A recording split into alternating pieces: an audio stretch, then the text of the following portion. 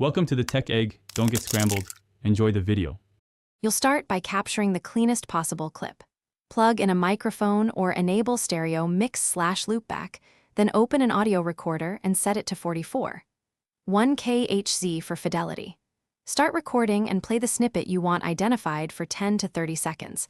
That length balances recognition accuracy and speed.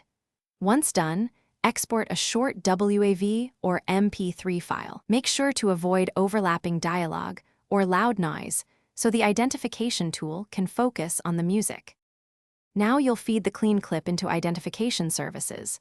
Open a desktop or web listener like Shazam, ACR Cloud, or Odd, or use an app that accepts uploads.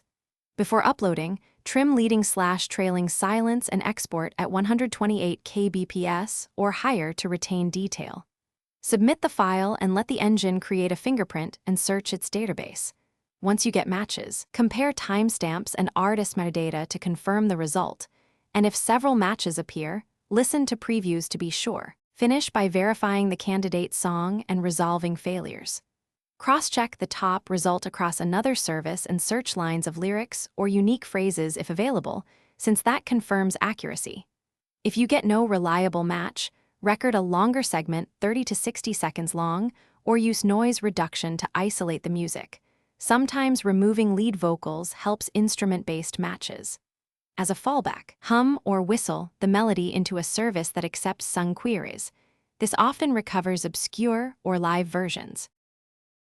Thanks for watching. Consider subscribing if I helped unscramble your problems.